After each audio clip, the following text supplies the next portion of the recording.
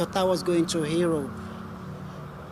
And then, all of a sudden, I found myself here in Brazil at Espírito Santos, Vitória. The federal police came and they asked, "Do you know where you are?" I said no. So the journey was so dangerous. In my life, I will never try that again.